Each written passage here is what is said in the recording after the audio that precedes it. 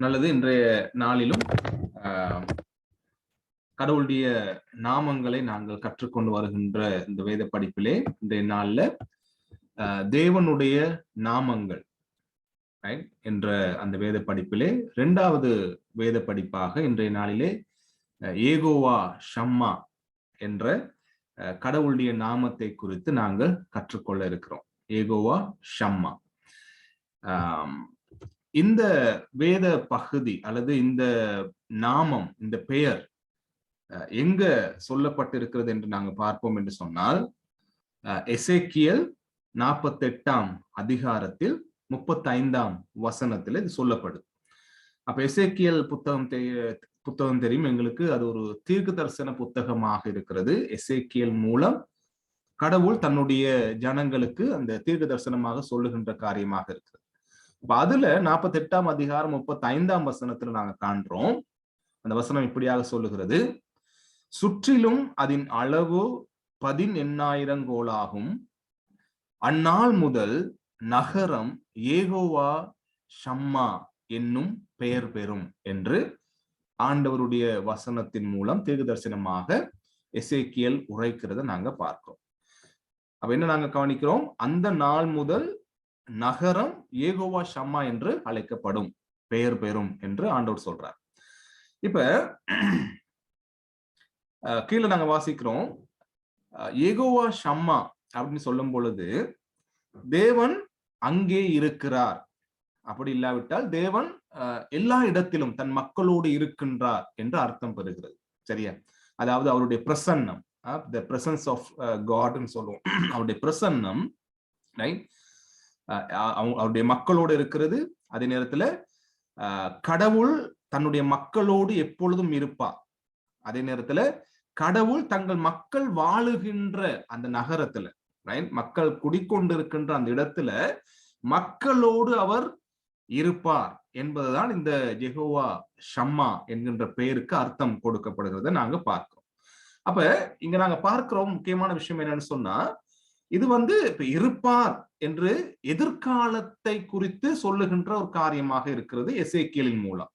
அதாவது யெகோவா ஷம்மா அவர் இருப்பார் என்று சொல்லப்படுது, அல்லது அந்த நகரம் பெயர் பெறும் என்று சொல்லப்படுகிறது.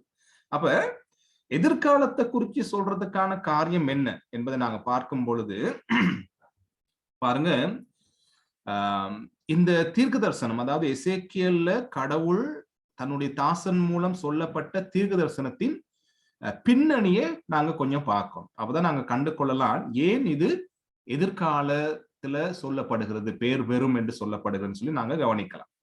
ஏன்னு சொன்ன அன்பானவர்களே, கடவுளுடைய ஜனங்கள் எசேக்கியேல் தீர்க்க தரிசனம் உரைத்த அந்த காலத்துல கடவுளுடைய ஜனங்கள் கடவுளை, அவருடைய பிரசன்னத்தை அல்லது கடவுளுடைய கட்டளைகளை அவங்க கை கொள்ளாம அதை எதிர்த்து அவங்க என்ன செய்தாங்க?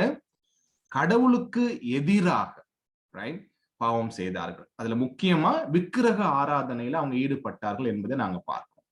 எப்படி விக்கிரக ஆராதனைன்னு சொன்னா, ஆசாரியர்கள் அல்லது கடவுளுடைய ஊழியர்கள், லேவியர்கள், கடவுளுடைய ஜனங்கள் என்ன செய்தாங்க? ரகசியமாக தங்களுடைய வீடுகளிலே தங்கள் தங்கி இருக்கின்ற இடங்கள்ல விக்கிரகங்களை வைத்து நமஸ்கரிக்கின்றவர்களாக காணப்பட்டாங்க. அப்படியான சூழ்நிலையில ஆண்டவர் என்ன செய்யறாருன்னு சொன்னா, அதாவது எசேக்கியேல் 9ஆம் அதிகாரம், 10ஆம் அதிகாரம், 11ஆம் அதிகாரம், நீங்க பிறகு டைம் இருக்கும் பொழுது நீங்க இதை வாசித்து பார்க்கலாம். இந்த அதிகாரங்கள்ல சொல்லப்படுது, மக்கள் இப்படி கடவுளுக்கு எதிராக கடவுளை புறக்கணித்து விக்கிரக ஆராதனை, சுவர்ல சித்திரமெல்லாம் தீட்டி விக்கிரகங்களை தீட்டி அவங்க கடவுளுக்கு முதுகை காண்பித்து அந்த விக்கிரகங்களுக்கு முன்பாக அவர்கள் முழங்காட்படியிட்டு இருக்கிறார்கள் என்பது எல்லாவற்றையும் ஆண்டவர் எசேக்கியேலுக்கு காண்பிக்கிறார். காண்பித்துட்டு இருக்கிற அந்த சந்தர்ப்பத்துல ஆண்டவருடைய பிரசன்னம், அதாவது கடவுள் தன்னுடைய ஜனங்களோடு இருந்தார். ஆனால் நீங்க இந்த எசேக்கியேல் நாங்க சொன்ன மாதிரி 9ஆம், 10ஆம், 11ஆம் அதிகாரங்களை வாசிக்கும் பொழுது நாங்க கவனிக்கிறோம், கடவுள் தன்னுடைய பிரசன்னத்தை தன்னுடைய மக்கள் மத்தியில இருந்து அல்லது தன்னுடைய மக்கள் மத்தியில் இருக்கின்ற அந்த ஆலயத்தில இருந்து, அந்த எருசலேம் ஆலயத்திலிருந்து தன்னுடைய பிரசன்னத்தை அவர் என்ன செய்தாரு? அவங்ககிட்ட இருந்து விலக்கி கொண்டார். அதாவது கடவுள் அவங்க மத்தியிலிருந்து பிரிந்து போனார். அவங்க மத்தியிலிருந்து அவர் அவங்களை விட்டு வெளியேறினார், அந்த ஆலயத்தை விட்டு வெளியேறினார் என்று நாங்க பார்க்கிறோம். ரைட்? அப்ப இவ்வளவு காலம் கடவுள் அவங்களோட கூட இருந்தார். கடவுளோட அவங்க போய் பேசலாம், ரைட்? அதாவது பழி செலுத்தலாம், கடவுள்கிட்ட வேண்டிக் கொள்ளலாம், கடவுளை ஆராதிக்கலாம், எல்லாம் செய்யலாம். ஆனா இப்ப கடவுள் அவர்கள் மத்தியிலிருந்து, அந்த ஆலயத்திலிருந்து தன்னுடைய பிரசன்னத்தை விலக்கி கொண்டார் என்று எசேக்கியேல நாங்க வாசிக்கிறோம். ரைட்? அப்ப அப்படி விலக்கி கொண்டதுக்கு பிற்பாடு கவனிக்கிறோம், அங்க ஒரு பெரிய நியாய தீர்ப்பு வருது. கடவுள் பாபிலோனை கொண்டு என்ன செய்யறாரு? இஸ்ரவேல் ஜனங்களை தண்டிக்கிறார். அப்ப பாபிலோன் என்ன செய்யுது? பாபிலோன் நேபுகாத்நேச்சர் அரசன் என்ன செய்யறாரு? எருசலேம் ஆலயத்தை இடித்து இந்த ஜனங்களை சிறைவாசம் பிடிச்சு கொண்டு போறாங்க, அடிமைகளாக சிறைக்கு கொண்டு போறாங்க. சரியா? அப்ப சிறையில இருக்கிற காலங்கள் கிட்டத்தட்ட 70 வருஷம் அவங்க சிறையில இருந்தாங்கன்னு சொல்லப்படும். அப்படி சிறையில இருக்கும் பொழுது அவங்க யோசிக்கிறாங்க கடவுளை பத்தி. ரைட்? துக்கம் வருது. ரைட்? நாங்க இப்படி அடிமைகளாக இருக்க வேண்டியவங்க இல்லை. ரைட்? கடவுளுடைய பிரசன்னத்தோடு கடவுள் எங்கள் மத்தியில வாழ்ந்து நாங்க ரொம்ப சந்தோஷமாக அவருடைய பாதுகாப்புல இருக்க வேண்டிய ஜனங்கள் என்று சொல்லி அவங்க அந்த எருசலேமை நினைச்சு அவங்க என்ன செய்யறாங்க? துக்கப்படுறாங்க. ரைட்? துக்கப்படுற அந்த சந்தர்ப்பத்துலதான் எசேக்கியேல் இந்த வசனத்தை, அதாவது நாங்க வாசித்த 48ஆம் அதிகாரம் எசேக்கியேல் 35ஆம் வசனத்தில் இருக்கின்ற ஏகோவா ஷம்மா என்கின்ற அந்த வசனத்தை சொல்றார். ரைட்? அதாவது அந்த நகரம் ஏகோவா ஷம்மா என்று அழைக்கப்படும். அதாவது தேவன் எப்பொழுதும் அந்த ஜனங்களோட இருப்பார் என்று அங்க தீர்க்க தரிசனமாக அறிவிக்கிறார். எங்க? பாபிலோன்ல உட்கார்ந்து கொண்டு தேவனுடைய பிரசன்னத்தை இழந்து போனவர்களாக எருசலேமை குறித்து கவலைப்பட்டு கொண்டிருக்கிற ஜனங்களுக்கு தீர்க்க தரிசனமாக உரைக்கிறார். ஆகவே அன்பானவர்கள் 137ஆம் சங்கீதத்தில் நாங்க வாசிக்கிறோம், அந்த ஜனங்கள் சொல்றாங்க, அதாவது பாபிலோன்ல பாருங்க, பாபிலோன் ஆறுகள் அருகே நாங்கள் உட்கார்ந்து அங்கே சீயோனை நினைத்து அழுதோம். ரைட்? அடிமைப்பட்டு போயிட்டு சீயோன் நினைச்சு அழுதோம். அதன் நடுவில் இருக்கும் அலரி செடிகள் மேல் எங்கள் கிண்ணறங்களை தூக்கி வைத்தோம். எங்களை சிறை பிடித்தவர்கள் அங்கே எங்கள் பாடல்களையும் எங்களை பாழாக்கினவர்கள் மங்கள கீதத்தையும் விரும்பி சீயோனின் பாட்டுகளில் சிலதை எங்களுக்கு பாடுங்கள் என்று சொன்னார்கள். கர்த்தரின் பாட்டை அந்நிய தேசத்திலே நாங்கள் பாடுவது எப்படி என்று சொல்லி இந்த ஜனங்கள் கவலைப்படுறாங்க. அப்ப அந்த பாபிலோன்ல இருக்கிற ஜனங்கள் கேட்கிறாங்க, நீங்க சீயோன்ல சந்தோஷமா பாடுவீங்க இல்லையா அந்த விடுதலையின் கீதங்கள், கடவுளை நமஸ்கரிச்சு போற்றி சந்தோஷப்படுவீங்க இல்லையா பண்டிகை நாட்கள்ல, அந்த பாடலை பாடுங்க என்று சொல்லி கேட்கும் பொழுது இந்த ஜனங்கள் சொல்றாங்க, இந்த அந்நிய தேசத்துல உட்கார்ந்து கொண்டு கடவுளுக்குரிய பாடல்களை எப்படி நாங்க பாடுவோம்? மிகவும் துக்கத்தோடும் கண்ணீரோடும் வேதனையோடும் அடிமைப்பட்டு இருக்கின்ற இந்த சந்தர்ப்பத்துல, தேவனுடைய பிரசன்னத்தை உணர முடியாது இருக்கிற சந்தர்ப்பத்துல எப்படி நாங்க கடவுளை பத்தி பாடுவோம் என்று சொல்லி கேட்கிறாங்க. அப்ப இந்த சந்தர்ப்பத்துலதான், இப்படி இந்த பாபிலோன் அருகே அமர்ந்து இந்த ஜனங்கள் துக்கப்பட்டு கொண்டிருக்கிற சந்தர்ப்பத்துலதான் எசேக்கியேல் மூலம் இந்த தீர்க்க தரிசனம் உரைக்கப்படுகிறது. ரைட்? இந்த துக்கத்தின், இந்த துயரத்தின், இந்த கடினத்தின் மத்தியில ரைட் அவங்களுக்கு ஒரு எதிர்பார்ப்பு கொடுக்கப்படுகிறது. அந்த நகரம் ஏகோவா ஷம்மா, அதாவது தேவன் இனி உங்களோடு கூட இருப்பா, உங்களுக்கு ஒரு விடுதலை உண்டு என்ற எதிர்பார்ப்பின் நம்பிக்கையின் செய்தி கொடுக்கப்படுகிறத நாங்க காண்கிறோம் அன்பானவர்களே. ரைட்? அதாவது இங்க பாருங்க, நாங்க எழுதி இருக்கிறோம், இந்த சந்தர்ப்பத்துல தேவன் மீண்டுமாக அந்த மக்களை மீட்டு கொண்டு, ரைட், அந்த சிறையிருப்புல இருந்து அவங்களை மீட்டு கொண்டு அந்த மக்கள் மத்தியில தன்னுடைய பிரசன்னத்தை, ரைட், விசேஷித்த விதமான தன்னுடைய பிரசன்னத்தை, ரைட், அதாவது அவங்க திரும்பவும் போய் அந்த ஆலயத்தை கட்டி அந்த ஆலயத்தை பிரதிஷ்டை செய்யும் பொழுது அந்த புதிய ஆலயத்துல கடவுளுடைய புதிய கிருபை, புதிய பிரசன்னம் அதிகமாக இருக்கும். யெகோவா ஷம்மாவாக திரும்பவும் தேவன் அவங்களோட கூட இருப்பார் என்று வாக்கு கொடுக்கிறத நாங்க கவனிக்கிறோம் அன்பானவர்களே. ரைட்? அப்ப யெகோவா ஷம்மா, தேவன் அங்கே உங்களோடு இருப்பார் என்று சொல்லி சிறையிருப்புல துக்கத்தோட வேதனையோட தங்களுடைய பாவத்தின் நிமித்தம் அடிமைப்பட்டு போயிருக்கின்ற அந்த மக்களுக்கு தீர்க்க தரிசனம் உரைக்கப்படுகிறத நாங்க கவனிக்கிறோம். அப்ப இந்த பெயரை, கடவுளுடைய இந்த நாமத்தை படிச்சு கொள்றதின் மூலம், நாங்க அறிந்து கொள்றதின் மூலம் அன்பானவர்களே, கடவுளுடைய தன்மைகள்ல ஒன்று நாங்க புரிந்து கொள்றோம். அது எங்களுடைய விசுவாச வாழ்க்கைக்கு மிகுந்த ஒரு ஆசீர்வாதத்தை, ஒரு நம்பிக்கையை, ஒரு உறுதியை, ஒரு பலனை எங்களுக்கு கொடுக்கிறதா இருக்கும். ஏன்னு சொன்னா என்ன நாங்க கவனிக்கிறோம்னு சொன்னா, கடவுள் எப்படியாப்பட்டவர்? தன்னுடைய பிரசன்னத்தை, ரைட், பிரசன்னம் சொல்லும் பொழுது அவர் எங்களோட கூட இருக்கிற அந்த காரியத்தை எப்பொழுதும் விரும்புகின்ற ஆண்டவராக இருக்கிறார். ரைட்? எப்பொழுதும் தன்னுடைய மக்களோடு ஐக்கியம் வைத்துக் கொள்றதுக்கு விரும்புகின்ற ஆண்டவராகவே அவரு காணப்படுகிறார். ரைட்? அப்ப பாருங்க, சிறையிருப்புக்கு போனாங்க, கடவுளுடைய தண்டனை நிமித்தம் சிறையிருப்புக்கு போறாங்க. ஆனால் அவங்களை அப்படியே விட்டுறல, அவங்களுக்கு நம்பிக்கையை கொடுக்கிறார். மீண்டும் உங்களை மீட்டு கொண்டு உங்கள் மத்தியில நான் வந்து இருப்பேன். யெகோவா ஷம்மா, நான் தேவன் உங்களோட கூட இருப்பார் என்ற அந்த காரியத்தை நாங்க இங்க பார்க்கிறோம். சரியா? அப்ப தேவன் தொடர்ந்தும் தன்னுடைய மக்களோடு வந்து அவங்க மத்தியில வாழுவதற்கு, அவங்க மத்தியில இருப்பதற்கு பிரியமுள்ள ஆண்டவராக இருக்கிறார். இப்படியாப்பட்ட ஆண்டவரை தான் நானும் நீங்களும் தொழுது கொள்ளுகிறோம் அன்பானவர்களே.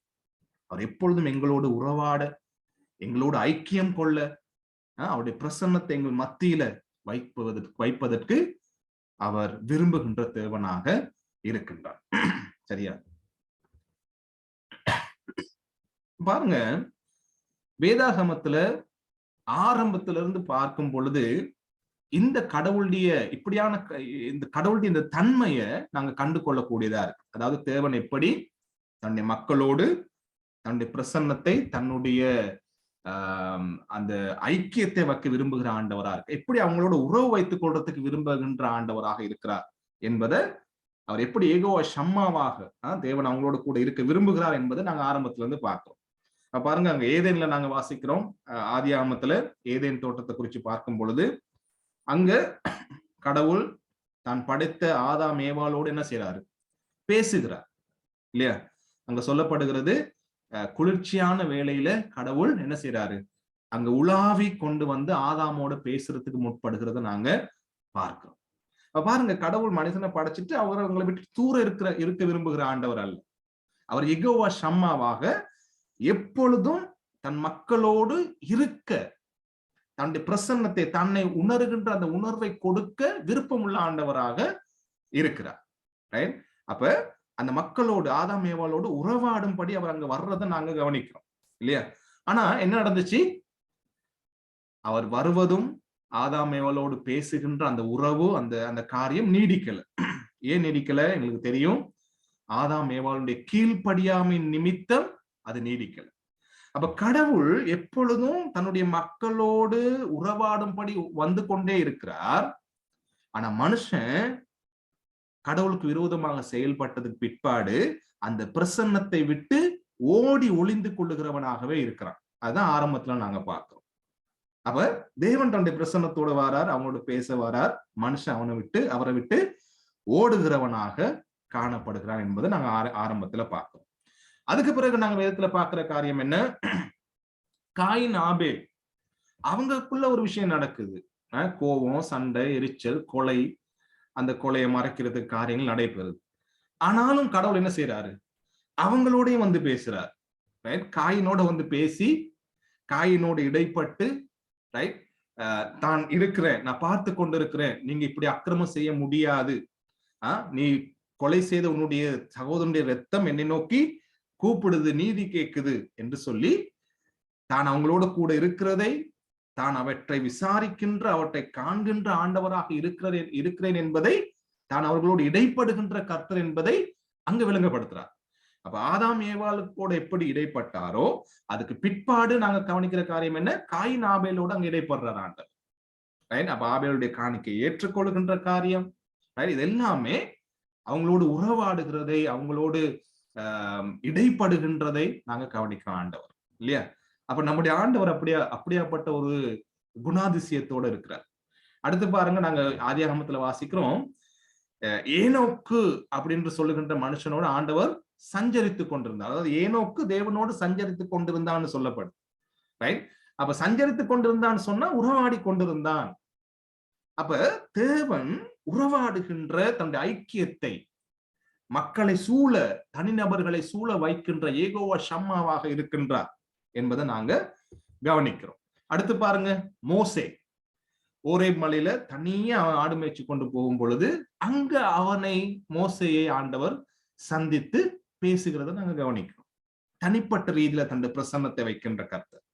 அதுக்கப்புறம் பாருங்க, அந்த மேகஸ்தம்பம் அக்கினி ஸ்தம்பம் மூலம் ஷெகீனா மகிமை, குளோரின்னு சொல்லுவோம், ஷெகீனா குளோரி, ரைட்?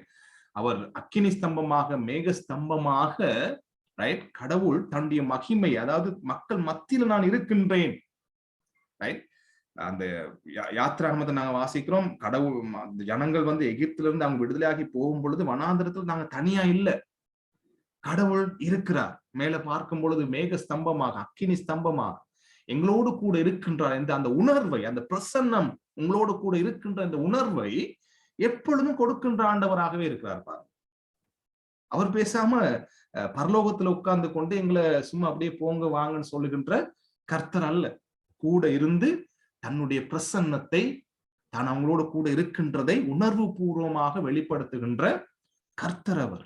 அதுதான் அவருடைய தன்மை. அதுதான் அந்த அப்படியாப்பட்ட ஆண்டவர் தான் நானும் நீங்களும் ஆராதிக்கிறோம் அன்பானவர்களே. அதுக்கடுத்து பார்க்கிறோம், நாங்க கீழே போட்டிருக்கிற மாதிரி ஆபிரகாமோட போய் தனிப்பட்ட ரீதியில பேசி அவனை அழைக்கிறார், வாக்குத்தத்தங்களை கொடுத்து. ரைட்? அப்ப அங்கேயும் அவர் போகின்ற இடங்கள்ல இடைக்கிட தேவன் அவரோடு பேசி அவரை பலப்படுத்தி அவர் வழி நடத்துகிறத நாங்க கவனிக்கிறோம். அதே மாதிரி இன்னும் ஒரு இடத்துல மோசே பார்வோன் கிட்ட போக முடியாதுன்னு சொல்லும் பொழுது, கஷ்டமா இருக்கு, எனக்கு பயமா இருக்குது, ரைட், இது என்னால ஆகாது என்று சொல்ல, எனக்கு பலவீனம் உள்ளவன் என்று சொல்லும் பொழுது ஆண்டவர் என்ன சொன்னார்? என் சமூகம் உனக்கு முன்பாக போகும். ரைட்? அப்ப நீ போகும் பொழுது எப்பொழுதும் நீ என்னை காணலாம், என்னுடைய பிரசன்னத்தை உணரலாம், என்னுடைய பலனை நீ உணரலாம் என்று மோசேக்கு சொல்லுகிறத நாங்க கவனிக்கிறோம் அன்பானவர்களே. சரியா? அப்ப ஆதாம் ஏவாள் அதுக்கப்புறம் வருகின்ற ஒவ்வொரு மனிதர்களோடையும் தன்னுடைய பிரசன்னத்தை, தான் இருப்பதை, தான் காரியங்களை உறவாடுகின்ற, ஐக்கியம் கொள்ளுகின்ற விஷயத்தை நாங்க ஆண்டவருடைய தன்மையின் மூலம் நாங்க காண்றோம். யெகோவா ஷம்மா, அவர் இருக்கின்றார் என்பதை மனிதர்கள் உணரக்கூடிய விதமாக தேவன் செயல்பட்டார். அதுக்கப்புறம் ஆண்டவர் சொல்றார் மோசேக்கு யாத்திராகம புத்தகத்துல 25ஆம் அதிகாரம் 8ஆம் வசனத்துல பாருங்க, அவர்கள் நடுவிலே நான் வாசம் பண்ண எனக்கு ஒரு பரிசுத்த ஸ்தலத்தை உண்டாக்குவார்களாக. ரைட்டா? பாருங்க, இங்கே ஆண்டவர் எப்படி வெளிப்படுத்துறாரு தன்னு சொன்னா, மக்களோடு தான் வாழுகின்றவராக. ஏன்னா அந்த கூடாரம் சொல்றது, மக்கள் போய் என்ன செய்வாங்க, ஒரு சுத்தி கூடாரம் போட்டு இருக்கிற சந்தர்ப்பத்துல அந்த நடுவுல ஆசாரிப்பு கூடாரம் செய்யணும். அப்ப அந்த ஜனங்கள் நிரந்தரமாக அங்க தங்க மாட்டாங்க. என்ன செய்வாங்க, அந்த ஆசாரிப்பு கூடாரங்களை பெயர்த்து கொண்டு அவங்க பயணமாக வேண்டும். பயணமாக பொழுது என்ன செய்யணும், ஆசாரிப்பு கூடாரத்தையும் கடவுளுடைய பிரசன்னம் இருக்கிற கூடாரத்தையும் பெயர்த்து கொண்டு அடுத்த இடத்துக்கு கொண்டு போகணும். அப்ப கடவுள் அவங்களோட வாழுகின்றவராக, அவங்க மத்தியில ஜீவிக்கின்றவராக, இல்லையா? அப்ப எப்பொழுதும் அந்த கூடாரத்துல வாழுகின்ற அந்த அநேக லட்சக்கணக்கான மக்களுடைய சிந்தனை என்ன, எங்கள் மத்தியிலே அங்கே தேவன் இருக்கிறார். யெகோவா ஷம்மா, எங்களை விடுதலையாக்கின, எங்களுக்கு பாதுகாப்பு கொடுக்கின்ற, எங்களை போஷிக்கின்ற, எங்களை பராமரிக்கின்ற கர்த்தர் எங்கள் நடுவில் இருக்கின்றார் என்ற அந்த உணர்வை அவங்களோட கொடுக்கிறார் ஆண்டவர். அவரும் ஒரு கூடார வாசி மாதிரி, இல்லையா? அந்த ஜனங்கள் அங்கிருந்து கூடாரங்களை பெயர்த்து கொண்டு போகும் பொழுது அந்த பிரசன்னம் உள்ள ஆசாரிப்பு கூடாரத்தையும் பெயர்த்து கொண்டு போகணும். அப்ப கடவுள் அவங்களோட இருந்து, அவங்களோட வாழ்ந்து, அவங்களோட நடந்து, அவங்க மத்தியில தன்னுடைய பிரசன்னத்தை வைக்கின்ற கர்த்தராக இருக்கா என்பதை இங்க பார்க்கிறோம். அப்ப ஏதேன் தோட்டத்திலிருந்து பார்த்து கொண்டு வாரோம், இப்ப எங்க வந்திருக்கிறோம், ஆசாரிப்பு கூடாரத்துல கடவுள் தன்னுடைய ஜனங்கள் மத்தியில வாழுகின்றார். அப்ப அந்த ஆசாரிப்பு கூடாரத்துல இருக்கிற சந்தர்ப்பத்துல பாருங்க, அந்த ஆசாரிப்பு கூடாரத்துல மிக பிரதானமான விஷயம் காரியம் என்ன?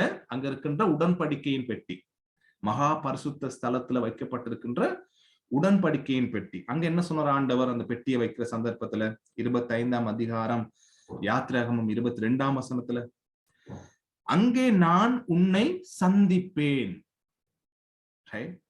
கிருபாசனத்தின் மீதிலும் சாட்சி பெட்டியின் மேல் நிற்கும் 2 கேருபீன்களின் நடுவிலும் இருந்து நான் இஸ்ரவேல் புத்திரருக்காக உனக்கு கற்பிக்க போகிறவைகள் எல்லாம் உன்னோட சொல்லுவேன்.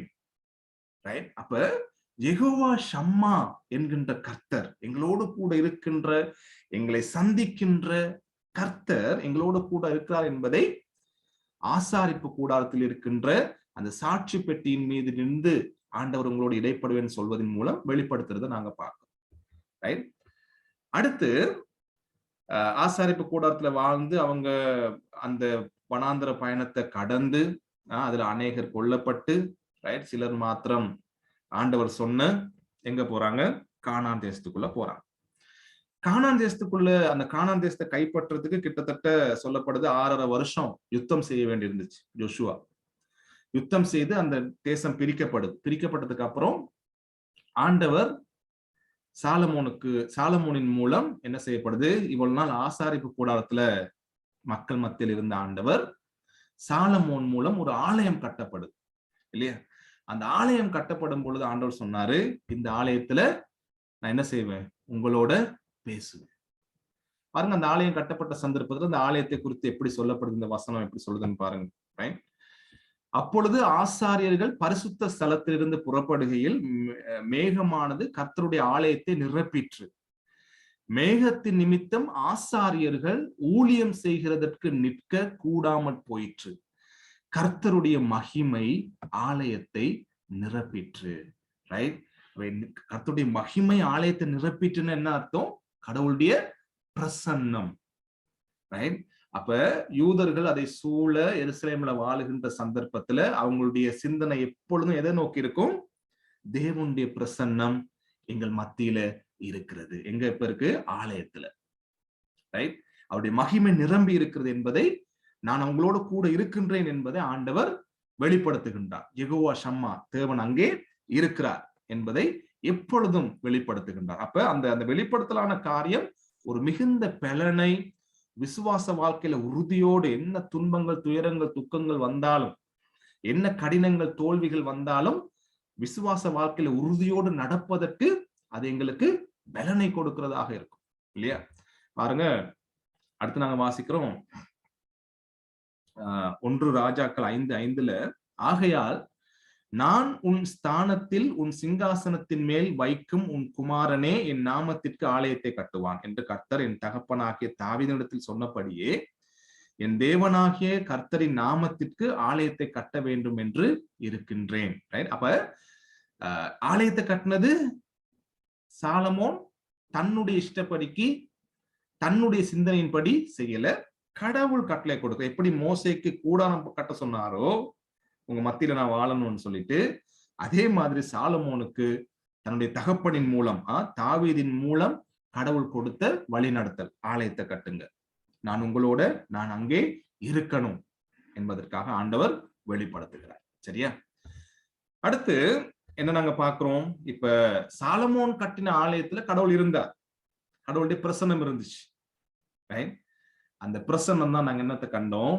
எசேக்கியேல் காலத்துல மனிதனுடைய பாவங்களின் நிமித்தம், மக்கள் கடவுளுக்கு விரோதமாக செயல்பட்ட காரியத்தின் நிமித்தம் பாபிலோனின் மூலம், நெபுகாத்நேச்சர் மூலம் அந்த ஆலயம் சுட்டரிக்கப்படுது, அழிக்கப்படுகிறத நாங்க கவனிக்கிறோம் அன்பானவர்களே. அதை நாங்க ஆரம்பத்துல பார்த்தோம். அப்படி சுட்டரிக்கப்பட்டது நிமித்தம் அநேக யூதர்கள் அடிமைகளாக பாபிலோனுக்கு பிடிச்சு கொண்டு போகப்பட்டாங்க. அந்த ஆலயம் உடைந்து போனது. அப்ப ஏன் உடைஞ்சிச்சு? தேவனுடைய பிரசன்னம் உள்ள இடமாக இது இருந்துச்சு. ஆனா ஆரம்பத்துல நாங்க பார்த்தோம், எசேக்கியலின் காலத்துல மனிதனுடைய பாவத்தின் நிமித்தம் இந்த ஆலயத்தில் இருந்து, அதாவது எசேக்கியல் 9, 10, 11 அதிகாரங்களை நீங்க வாசிக்கும் போது கண்டு கொள்ளலாம், இந்த ஆலயத்திலே தன்னுடைய பிரசன்னத்தை வைத்த கடவுள் இந்த ஆலயத்தில் இருந்து தன்னுடைய பிரசன்னத்தை என்ன செய்துட்டாரு? தன்னுடைய பிரசன்ஸ விளக்கி கொண்டார். அவர் இந்த ஆலயத்திலிருந்து வெளியேறினார் என்பதை நாங்க கவனிக்கிறோம். வெளியேறினது நிமித்தம் பாபிலோனினாலே இந்த ஆலய கட்டிடம் இடிக்கப்படுது, அந்த ஆலய கட்டிடம் உடைக்கப்படுது, மக்கள் அடிமைகளாக பிடிக்கப்பட்டு கொண்டு போகப்படுகிறார்கள் என்பதை கவனிக்கிறோம். அப்ப 70 வருஷம் அவங்க அங்க இருக்கிறாங்க, எங்க பாபிலோன்ல. அந்த 70 வருஷத்துக்கு பிற்பாடு என்ன நடக்குது? இவங்களுக்கு விடுதலை கிடைக்குது. விடுதலை கிடைக்கும் பொழுது இவங்க என்ன செய்யறாங்க? அங்க இருந்து வெளியே வந்து அவங்க என்ன செய்யணும்? ஆலயத்தை மீளவும் நிர்மாணிக்கணும், மீளவும் கட்டணும்.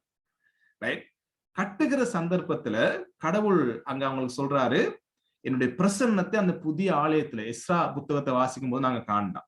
தேவனுடைய பிரசன்னம் அந்த புதிதாக, அதாவது பாபிலோன்ல இருந்து வெளியே வந்து திரும்ப அந்த ஆலயத்தை அலங்கரிச்சு கட்டுகின்ற சந்தர்ப்பத்துல கடவுளுடைய பிரசன்னம் விசேஷித்த விதமாக அந்த ஆலயத்தை நிரப்புகிறத நாங்க எஸ்ரா புத்தகத்துல வாசிக்க கூடியதாக இருக்கு. அப்ப கடவுள் என்ன செய்யறாரு?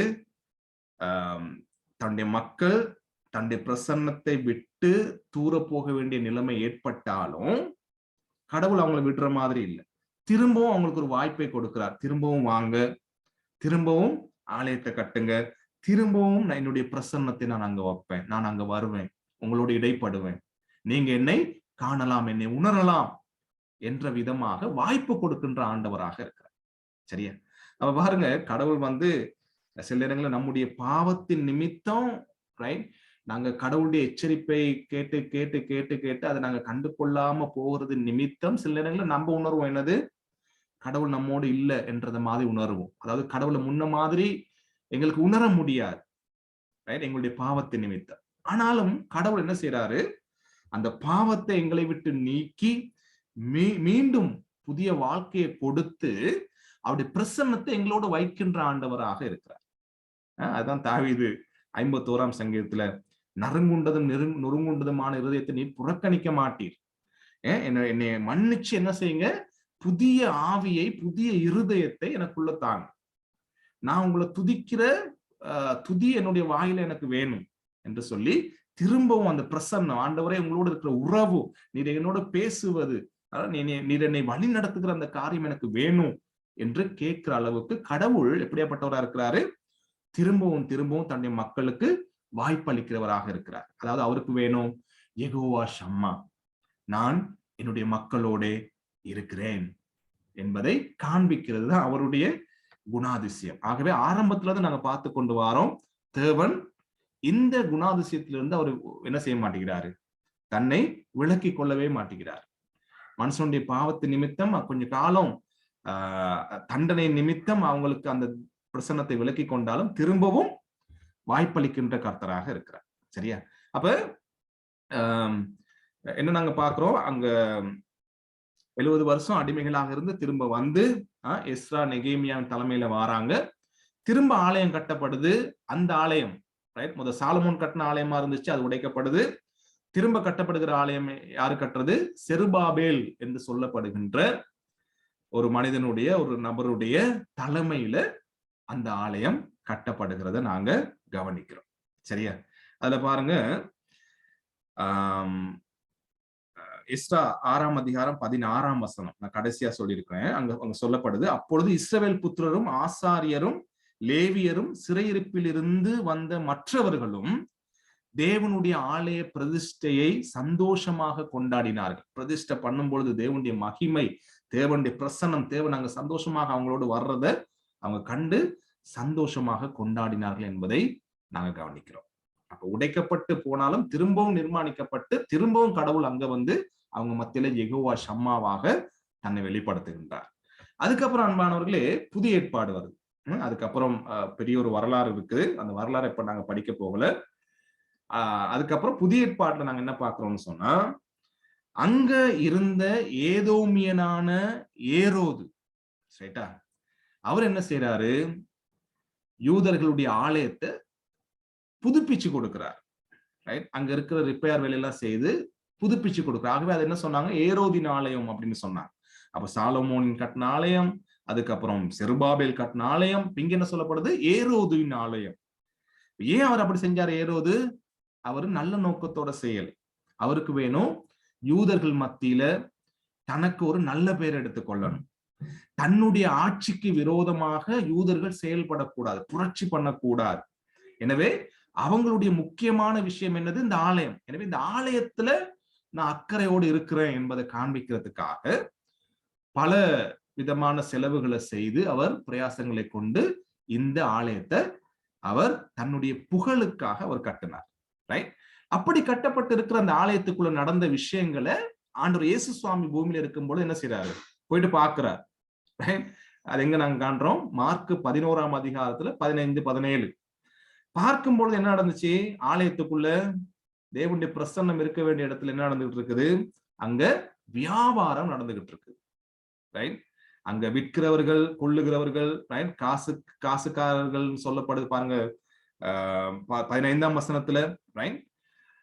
அங்க பழி செலுத்துறதுக்கான ஆடுகள், அதே நேரத்துல ஆலயத்துல காசுகளை மாத்தி ஆலயத்துக்குள்ள நிர்வகிக்கக்கூடிய விதமாக பணங்கள் என்று சொல்லி பலவிதமான பிசினஸ் அங்க நடக்கும் பொழுது ஆண்டவர் என்ன செய்யறாரு? அந்த காசுக்காரர்களுடைய பலகையெல்லாம் பெரட்டி விட்டுட்டு, அங்க இருக்கின்ற கொள்வனவு செய்யறவங்க எல்லாத்தையும் துரத்தி விட்டுட்டு, அங்க இருக்கின்ற ஆசனங்களை எல்லாத்தையும் என்ன செய்தார்? கவிழ்த்து போட்டார் என்று சொல்லப்படுது. ரைட்? அப்ப ஆண்டவர் என்ன செய்தாராம்? ஒருவனும் தேவாலயத்தின் வழியாக யாதொரு பண்டத்தையும் கொண்டு போக விடாமல் ஆண்டவர் சொல்றாரு, என்னுடைய வீடு எல்லா ஜனங்களுக்கும் ஜெப வீடு எனப்படும் என்று எழுதியிருக்கவில்லையா? நீங்களோ அதை கள்ளர் குகையாக்கினீர்கள் என்று அவர்களுக்கு சொல்லி உபதேசித்தார் என்று சொல்லப்படுது. அப்ப ஆண்டவர் என்ன காட்டார்? ஜெப வீடுன்னு சொல்லும் பொழுது தேவனுடைய பிரசன்னம் உள்ள வீடு இது. ஆனா அந்த வீட்டை என்ன செஞ்சிட்டீங்க? நீங்க கள்ளர் குகைகளாக மாற்றி போட்டுட்டீங்க. இதை நிர்மாணிக்கிறதுக்கு தன்னுடைய சுயநலத்துக்காக ஒருத்தர் நிர்மாணிச்சுக்கிட்டு வாரான். அதே நேரத்துல நீங்களும் உள்ளுக்குள்ள ஆலயம் ஊழியம் என்ற பெயர்ல நீங்க உங்களுடைய வேலைகளை நீங்க பார்த்து கள்ளர் குகை மாதிரி வச்சிருக்கீங்கன்னு சொல்லி ஆண்டவர் அந்த ஆலயத்தை குறித்து சொல்றதை நாங்க பார்க்கிறோம். சரியா? அந்த ஆலயத்துக்கு என்ன நடக்குது? ஆண்டவருடைய முன்னறிவிப்பின் படியே கிறிஸ்துவுக்கு பின்பு 70கள்ல என்ன நடந்துச்சாம்? ரோமர் யூதர்களோட யுத்தம் செய்து ஒரு பயங்கரமான துன்புறுத்தல், அநேக யூதர்கள் மறிச்சு போறாங்க, அநேகமான யூதர்கள் துன்புறுத்தப்படுறாங்க. துன்புறுத்தப்பட்டு சுட்டு எரிக்கப்பட்டு இந்த ஆலயத்தில் இருக்கின்ற பரிசுத்த பொருட்கள் எல்லாமே சூறையாடப்பட்டு ஆலயம் இடிக்கப்பட்டு போகுது. அவர் என்ன மிஞ்சிச்சு அந்த ஆலயத்துல? ஒரே ஒரு சுவர் மட்டும்தான் மிஞ்சிச்சு என்று எஞ்சி இருக்குதுன்னு சொல்லி சொல்லப்படுகிறது அன்பானவர்களே. சரியா? அப்ப என்ன நடக்குது? ஆண்டவருடைய பிரசன்னம் இருந்துச்சு, மக்களுடைய பாவத்தின் பிரசன்னத்தை எடுக்கிறாரு, அங்க சாலமோனுடைய ஆலயம் இடிப்படுது. இங்க நாங்க பாக்குறோம் யூதர்கள் தங்களுடைய மெசியாவை அநேக நேரங்கள்ல மறந்து ஒரு சுய சமய பக்திகளை வெளிப்படுத்தி வாழுகின்ற சந்தர்ப்பம். ரைட்? தங்களுடைய செயல்களின் மூலம் தங்களுக்கு ரட்சிப்பு உண்டு, உலக ரீதியாக எங்களுக்கு ஒரு மேன்மை உண்டு அப்படின்னு சொல்லி இந்த ஆலயத்தை பார்த்து மேன்மை பாராட்டி கொண்டு இருக்கிற சந்தர்ப்பத்துல ஆண்டவர் இயேசு சுவாமி என்ன சொன்னாரு? ரைட்? அங்க சீஷர்கள் கேட்டாங்க ஆண்டவர்கிட்ட, இந்த ஆலயத்தை பாக்குறீங்களே எப்படி இருக்குது? ரைட்? பிரம்மாண்டமா இருக்கு இல்லையா போன்ற மாதிரி கேட்கிறாங்க. ஆண்டவர் சொன்னாரு, இந்த ஆலயத்தை இடித்து போடுங்கள், 3 நாளைக்குள்ளே இதை எழுப்புவேன் என்றார். இப்ப நல்லா நாங்க கவனிக்கணும் அன்பானவர்களே. தேவனுடைய பிரசன்னம் உள்ள இடம், பிரம்மாண்டமான இடம், ஏரோதுவினாலே மீண்டும் புதுப்பிக்கப்பட்ட எங்களுடைய கௌரவம், எங்களுடைய மகிமை, தேவன் அங்க இருக்கிறார். எனவே எங்களுடைய இஷ்டப்படி நாங்க எங்களுடைய ஊழியங்களை செய்து விற்று புறாக்களை விற்று பழி செலுத்தக்கூடிய காரியங்களை விற்று எல்லாம் செய்வோம். கள்ளர் கோகமாய் வச்சிருந்தாங்க. ஆண்டவர் சொல்றாரு, அதை இடிச்சு போடுங்க, 3 நாளைக்குள்ள அதை நான் எழுப்புவேன்னு சொல்றாரு. ரைட்? அப்ப யூதர்கள் கேட்கிறாங்க, இந்த ஆலயத்தை, சீஷர்கள் கேட்கிறாங்க அங்க இருந்தவங்க, இந்த ஆலயத்தை கட்ட 46 வருஷம் சென்றதே, நீர் இதை 3 நாளைக்குள்ள எழுப்புவீரோ என்றார்கள். நாங்க ரொம்ப கவனமா இந்த நேரத்தில் நம்ம அவதானிக்கணும். அவங்க என்ன கேட்டாங்க? 46 வருஷம் போனுச்சு இந்த ஆலயத்தை கட்ட, நீங்க என்ன சொல்றீங்க 3 நாளைக்குள்ள நீங்க என்ன செய்வீங்களா? கட்டி எழுப்பிடுவீங்க இடிச்சோன்னு அப்படின்னு சொல்றீங்களே அப்படின்னு. ரைட்? அப்ப ஆண்டோடைய வசனம் எப்படி அந்த பகுதி முடியுதுன்னு சொன்னா, அவரோ தம்முடைய சரீரமாகிய ஆலயத்தை குறித்து பேசினார். சரியா?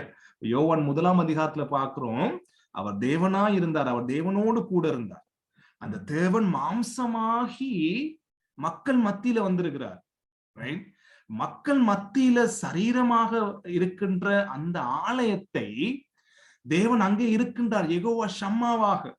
ரைட்? மக்கள் மத்தியில சாப்பிடுகின்றவராக, மக்கள் மத்தியில உறவாடுகின்ற கர்த்தராக, மக்கள் மத்தியிலே வாழ்ந்து செயல்படுகின்ற ஆண்டவராக இருக்கிறார். ஆனா மக்கள் என்ன செய்யறாங்க? ஆலயத்தை பார்த்துக்கிட்டு இருக்கிறாங்க, அந்த ஆலயத்தின் பிரம்மாண்டத்தை பார்த்துக்கிட்டு இருக்கிறாங்க.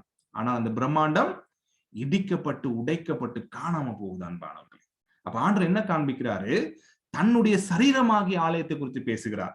இனி தேவனுடைய பிரசன்னம் ஆலய கட்டிடத்துல இல்ல. இனி தேவனுடைய பிரசன்னம் அங்க ஏதேன் தோட்டத்திலேயோ ஆசாரிப்பு கூடாரத்திலேயோ அல்லது அந்த உடன்படிக்கையின் பெட்டியிலேயோ ஆலயத்திலேயோ அல்ல. இனி அந்த பிரசன்னம் உங்களுக்கு முன்பாகவே வந்திருக்குது, ரைட், என்பதை ஆண்டவர் வெளிப்படுத்துறார். ரைட்? பாருங்க, கொலோசியர் 2ஆம் அதிகாரம் 9ஆம் வசனத்துல, ஏனென்றால் தேவத்துவத்தின் பரிபூர்ணம் எல்லாம் சரீர பிரகாரமாக அவருக்குள் வாசமாயிருக்கிறது. ரைட்டா?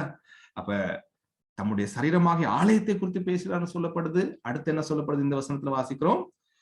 கடவுளின் பரிபூர்ணமான எல்லா காரியங்களும் யாருக்குள்ள சரீர பிரகாரமாக வாசமா இருக்குதா? கிறிஸ்து இயேசுவுக்குள்ள சரீர பிரகாரமாக வந்திருக்கிறது. தேவன் உங்கள் நடுவிலே இருக்கின்றார் என்பதை காண்பிக்கிறது அன்பானவர்களே. அதான் ஆண்டவர் காண்பிக்கிறார். அப்ப தேவனுடைய பிரசன்னம் எங்கெங்க இருந்து வந்திருக்குன்னு பாருங்க. இப்ப ஏதேன் தோட்டத்துல, ஆசாரிப்பு கூடாரத்துல, பழி செலுத்துற சந்தர்ப்பத்துல, அதே நேரத்துல உடன்படிக்கை பெட்டியில, ரைட்? இப்ப எங்க பாக்குறோம்? தேவன் மாம்சமாக மனிதனாக மக்கள் மத்தியில யெகோவா ஷம்மாவாக கர்த்தர் அங்கே இருக்கின்றார் என்ற விதமாய் தன்னை வெளிப்படுத்தி விட்டார் என்பதை நாங்க காண்றோம். அவருக்கு பேர் இம்மானுவேலர். என்ன அர்த்தம்? தேவன் நம்மோடு கூட இருக்கிறார் என்பதை அது காண்பிக்கிறது அன்பானவர்களே. சரியா? இப்ப பாருங்க, ஆசாரிப்பு கூடாரத்துல இருந்த பிரசன்னம், ஆலயத்துல இருந்த பிரசன்னம் இப்ப எங்க வந்துருச்சு? கிறிஸ்து இயேசுவுக்குள்ள நேரடியாக நமக்குள்ள வந்துருச்சு, மக்கள் மத்தியில வந்துருச்சு. யெகோவா ஷம்மா, இதுதான் நம்முடைய கடவுளுடைய குணாதிசயம். அவர் எவ்வளவு எங்களோடு நெருங்கி வர முடியுமோ, எவ்வளவு தன்னை நமக்கு வெளிப்படுத்த முடியுமோ, எவ்வளவு நம்மோடு உறவாட முடியுமோ, அப்படியாக மனிதனை தேடி தேடி வருகின்ற கர்த்தரவர். அப்ப கிறிஸ்துவுக்குள்ள இருக்கின்ற இந்த தேவனுடைய பிரசன்னமானது என்ன நடக்குது? 3வது நாள் அவரை சிலுவையில அறைந்து கொலை செய்கிறார்கள் இல்லையா? சீஷர்கள்லாம் ஓடி ஒளிஞ்சிடுறாங்க. ஏன்? தேவனுடைய பிரசன்னம், எங்களோடு இருந்த கர்த்தர், எங்களோடு இருந்த ஆண்டவர் இப்ப எங்களோட இல்ல, இப்ப கல்லறையில வச்சாச்சு, அவருடைய பிரசன்னம் எங்களை விட்டு ஒளிந்து போயிடுச்சு என்று சொல்லி ஒளிஞ்சு கொண்டிருக்கிறாங்க. ஒளிஞ்சு கொண்டிருக்கிற சந்தர்ப்பத்துல கிறிஸ்து இயேசுவானவர் 3வது நாள் உயிரோட எழுந்து மீண்டும் தன்னுடைய பிரசன்னத்தை தன்னுடைய சீஷர்களுக்கு காண்பிக்க வெளிப்படுத்துகின்றவராக இருந்தார் என்பதை நாங்கள் கவனிக்கிறோம். அப்ப திரும்ப திரும்ப திரும்பவும் நான் இருக்கிறேன், நான் அங்க இருக்கிறேன் என்பதை ஆண்டவர் வெளிப்படுத்துகின்ற குணாதிசயம் உள்ளவராகவே இருக்கிறார். ரைட்? இப்ப ஆண்டவர் அங்கிருந்து உயிர் தெழுந்து அவர் என்ன செய்துட்டாரு? பரலோகத்துக்கு எடுத்துக்கொள்ளப்பட்டுட்டார். இப்ப பரலோகத்துக்கு போயிட்டார். இப்ப என்ன நடந்துச்சு? பிரசன்னத்துக்கு ஆண்டவர் சொன்னாரு, இன்னும் ஒரு தேற்றரவாளனை உங்கள் மத்தியில அனுப்புவேன். ரைட்? அப்ப தேற்றரவாளனை அனுப்பும் பொழுது அந்த தேற்றரவாளன் என்ன செய்வாரு? தேவனுடைய பிரசன்னமாகிய கிறிஸ்துவை குறித்து எங்களுக்கு எல்லா காரியங்களையும் ஞாபகப்படுத்துவார். ரைட்? ஞாபகப்படுத்துறது மாத்திரமன்றி அந்த கிறிஸ்து சிலுவையில எனக்காக செய்து முடித்த பழியை குறித்து நம்பும்படியான விசுவாசத்தை என்னுடைய வாழ்க்கையில கொடுப்பார். விசுவாசத்தை கொடுக்கும் போது அன்பானவர்கள் என்ன நடக்குதுன்னு சொன்னா, ரைட், பாருங்க, இந்த வசனங்களை நான் வாசிக்கிறேன். 2 கொரிந்தியர் 6ஆம் அதிகாரத்தில் உள்ள வசனங்கள். தேவனுடைய ஆலயத்திற்கும் விக்கிரகங்களுக்கும் சம்மதம் ஏது?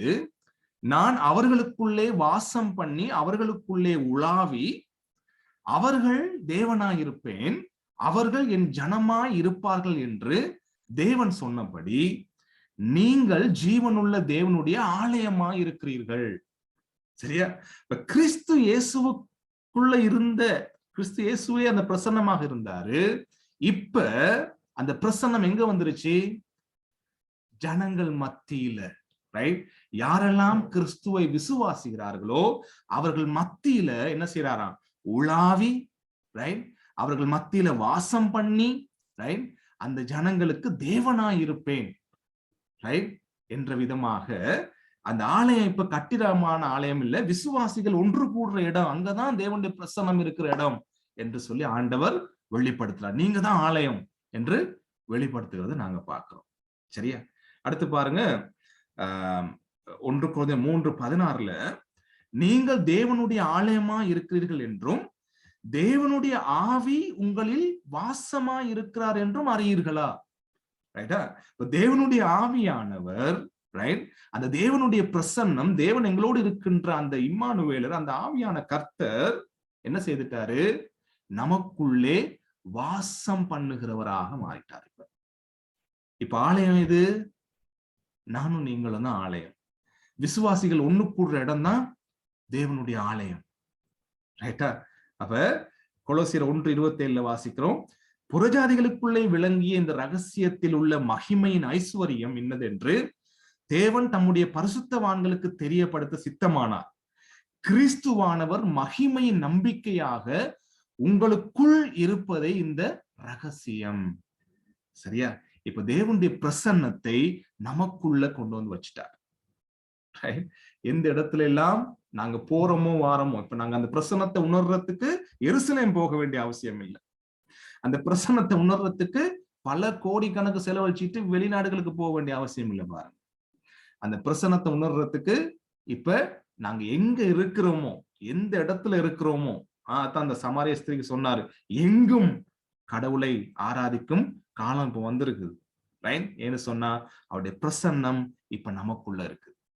எனவே அன்பானவர்களே, ஆலயத்திலையும் கூடாரத்திலையும் பலிப்பிடத்திலையும் உடன்படிக்கை பெட்டியின் மேலையும் இருந்த அந்த பிரசன்னத்தை கிறிஸ்து இயேசுவானவர் நம் மத்தியிலே கொண்டு வந்து நமக்குள்ளேயே கொண்டு வந்து வச்சுட்டாரு.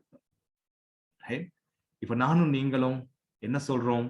ஜெகோவா ஷம்மா. ரைட்? தேவன் எங்க இருக்கிறாரு? என்னோட கூட இருக்கிறார். அப்ப என்னோட கூட இருக்கின்ற யெகோவா ஷம்மாவாகி அந்த கர்த்தரை உணரும்படிக்கு, அவர் அனுபவிக்கும் படிக்கு எப்பொழுதும் ஆண்டவர் என்ன செய்யறாரு? நம்மை தூண்டி கொண்டே இருக்கிறார், நம்மோடு இடைப்பட்டு கொண்டே இருக்கிறார். அதுதான் அவருடைய விருப்பம். ரைட்? நானும் நீங்கள் என்ன செய்யறோம்?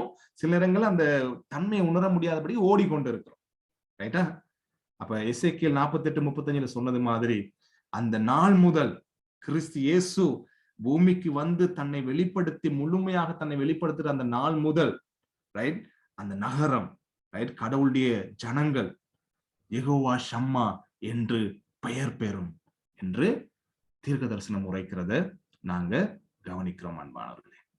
எனவே யெகோவா ஷம்மா அவர் எங்களோடு இருக்கின்ற ஆண்டவர், எப்பொழுதும் எங்களுக்கு அவரை உணர செய்கின்ற கர்த்தர். ரைட்? நாங்க திரும்பும் பொழுதும், நாங்க யோசிக்கும் பொழுதும், நாங்க தூங்கும் பொழுதும், நாங்கள் கண் விழித்து இருக்கும் பொழுதும், ரைட், நாங்க சந்தோஷமாக இருக்கும் பொழுதும், துக்கமாக இருக்கும் பொழுதும், யார் எங்களோடு இல்லாவிட்டாலும் நாங்க என்ன உணரலாம்? யெகோவா ஷம்மா, கர்த்தர் அங்கே எங்களோடு இருக்கின்றார். The Lord is here என்று சொல்லி நாங்க கவனிக்கிறோம் அன்பானவர்களே. எனவே இந்த அருமையான தேவனை அனுபவிக்கும்படி கடவுள் நமக்கு ஒரு அருமையான காரியத்தை தந்தவராக இருக்கின்றார். எனவே ஒரு 5 நிமிஷம் எடுத்துக்கொள்வோம். ஒரே ஒரு பாடலுக்கு நாங்க செவிசாய்ப்போம். யாரும் போயிடாதீங்க. அந்த பாடலுக்கு செவிசாய்த்து நாங்கள் எங்களுடைய கலந்துரையாடல்களை நாங்க செய்யலாம். அதுக்கப்புறம் நாங்க ப்ரே பண்ணி நிறைவு செய்வோம். ஒரு நிமிஷம் இருங்க, நான் ஷேர் பண்றேன்.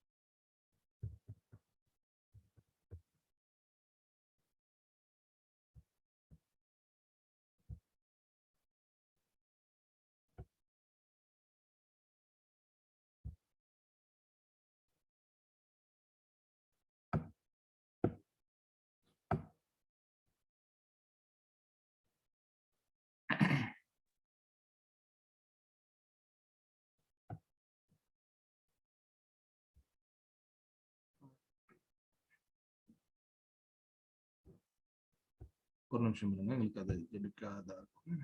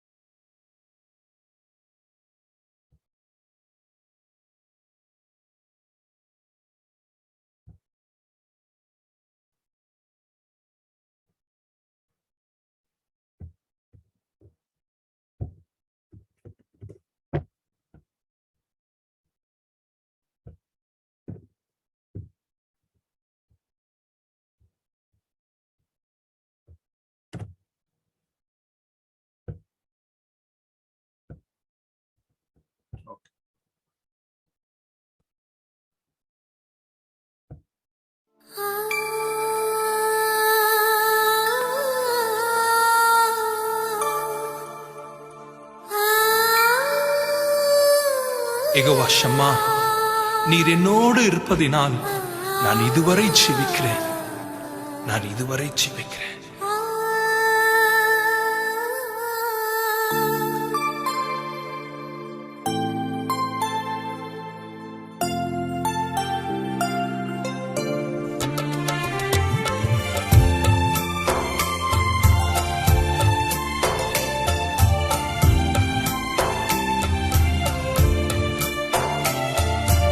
யெகோவா ஷம்மா, எங்களோடு இருப்பவரே.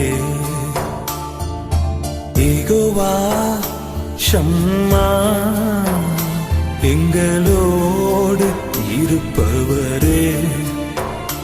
யெகோவா ஷம்மா, யெகோவா ஷம்மா, யெகோவா ஷம்மா, யெகோவா ஷம்மா, யெகோவா ஷம்மா, யெகோவா ஷம்மா.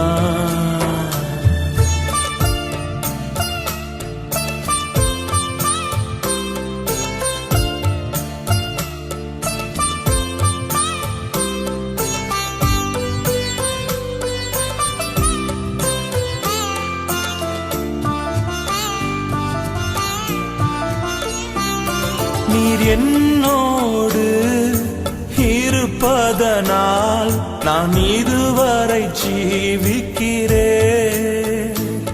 நீர் என்னோடு இருப்பதனால் நான் இதுவரை ஜீவிக்கிறேன். யெகோவா ஷம்மா, யெகோவா ஷம்மா, யெகோவா ஷம்மா, யெகோவா ஷம்மா, யெகோவா ஷம்மா, எங்களோடு இருப்பவரே. யெகோவா ஷம்மா, எங்களோடு இருப்பவரே.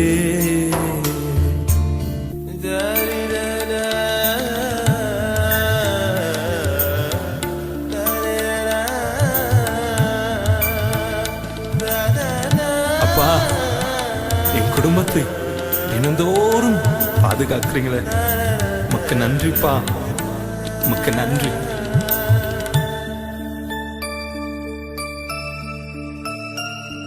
என் குடும்பத்தை நீர் வேலியடைத்து தினமும் காப்பவரே. என் குடும்பத்தை நீர் வேலியடைத்து தினமும் காப்பவரே. யெகோவா ஷம்மா, யெகோவா ஷம்மா, யெகோவா ஷம்மா, யெகோவா ஷம்மா, யெகோவா ஷம்மா, எங்களோடு இருப்பவரே. யெகோவா ஷம்மா, எங்களோடு இருப்பவரே.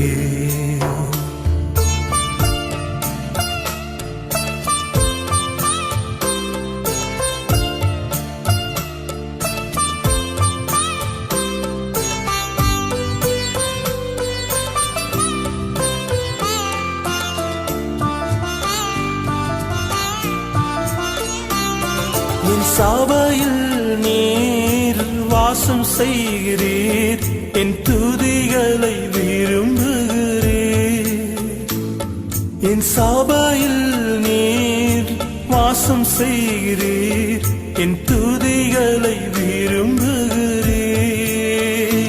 யெகோவா ஷம்மா, யெகோவா ஷம்மா, யெகோவா ஷம்மா, யெகோவா ஷம்மா, யெகோவா ஷம்மா, எங்களோடு இருப்பவரே. யெகோவா ஷம்மா, எங்களோடு இருப்பவரே. யெகோவா ஷம்மா, யெகோவா ஷம்மா, யெகோவா ஷம்மா, யெகோவா ஷம்மா, யெகோவா ஷம்மா, யெகோவா ஷம்மா.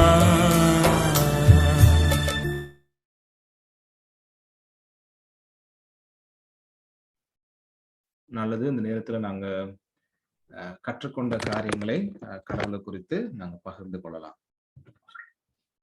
பாஸ்டர் ஓ லூக்கா, கேக்குதா? ஓகே.